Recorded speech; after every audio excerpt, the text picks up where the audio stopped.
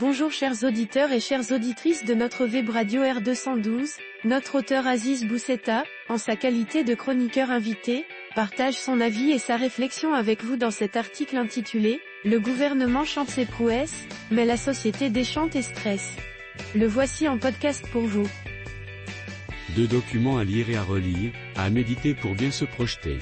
2 documents, complémentaires, une enquête du HCP et l'analyse de cette étude, pour bien et mieux comprendre les enjeux et l'état psychologique de la société marocaine.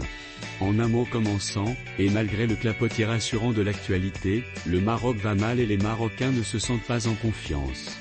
Si, sur le plan géopolitique et international, nous jouons avec les grands, en interne, nous sommes et demeurons petits. Et c'est préoccupant.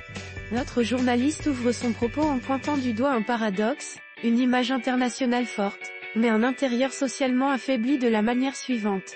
Le premier document est cette enquête de conjoncture menée par le Haut-Commissariat au plan auprès des ménages marocains pour le premier quart de l'année en cours.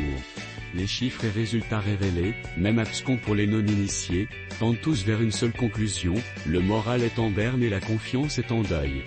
Le mot est sans doute fort, mais il est difficile d'en trouver un autre au vu des chiffres publiés, des chiffres qui cognent.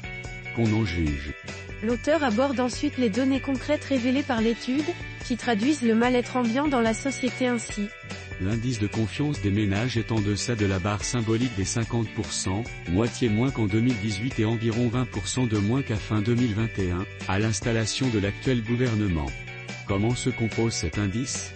De la réponse à cette question apparaîtra l'étendue du marasme économique du pays et du malaise social qui en découle.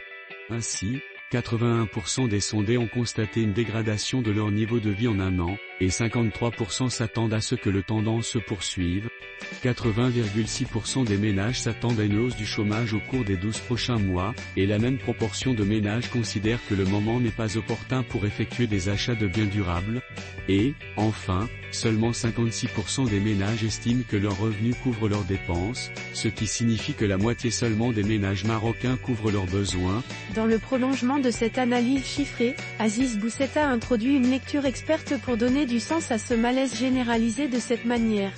De quoi cela est-il le nom ?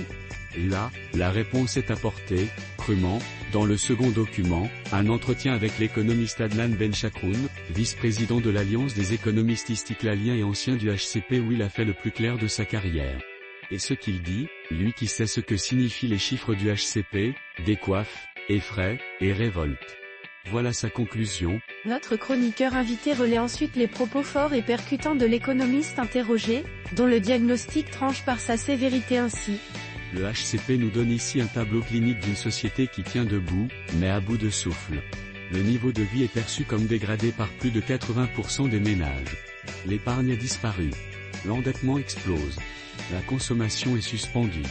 L'emploi est redouté. Et pourtant, il n'y a pas d'effondrement spectaculaire. Il y a une forme de résignation collective. Ce n'est jamais bon pour un pays d'avoir une société en état de résignation collective, car on ne sait jamais sur quoi cela peut déboucher et en quoi la résignation se transforme.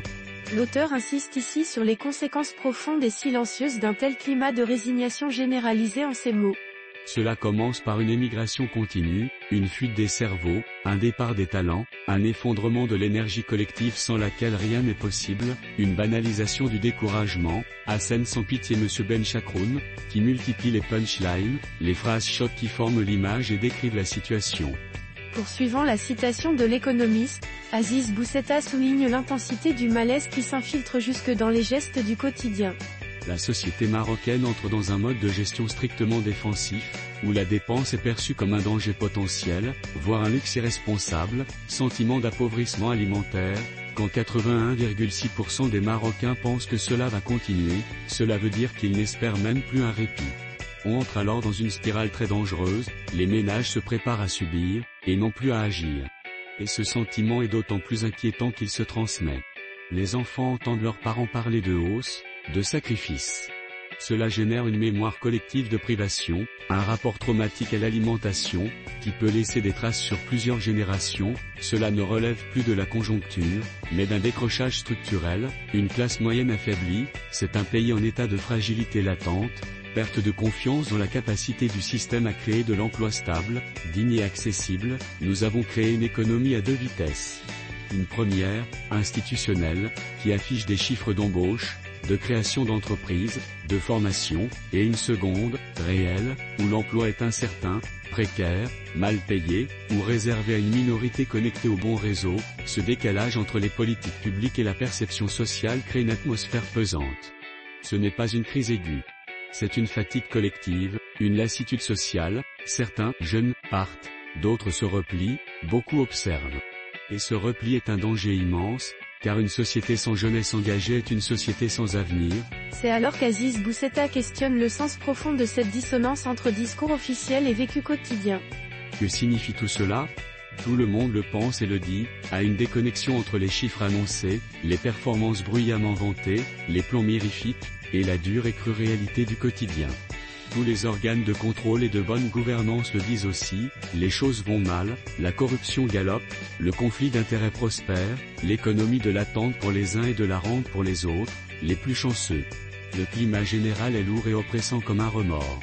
Aziz Boussetta ne nie pas les facteurs extérieurs, mais souligne la carence en communication et en action intérieure. On peut certes opposer que cela est dû à une mauvaise reprise suite à la crise Covid puis la guerre en Europe, et ce serait vrai d'objecter cela. Mais il faut le dire, le reconnaître, l'expliquer, parler à la population, sonner une mobilisation économique générale, qui va de la base au sommet. Le manque de confiance ne vient pas toujours des mauvais chiffres, mais surtout d'une mauvaise appréciation de ces chiffres, une mauvaise communication autour de ces chiffres, et une faible réaction face à leurs conséquences. Par exemple, le NMD, il est laissé en jachère depuis qu'il a été présenté au roi, en mai 2021.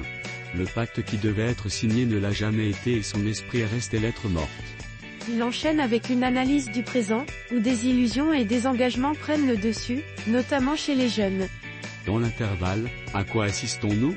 L'informel explose, l'investissement se tasse, et le départ, ou plutôt la fuite des jeunes se poursuit comme jamais. Tout le monde veut s'en aller et ceux qui ont l'opportunité d'aller étudier à l'étranger réfléchissent à 2 fois avant de penser à rentrer au pays. Et au final, tout le monde s'inquiète du présent et appréhende l'avenir, les jeunes n'ont pas d'avenir ni de perspective, les adultes de la classe moyenne se voient déclassés et les seniors craignent pour leur retraite et leur santé.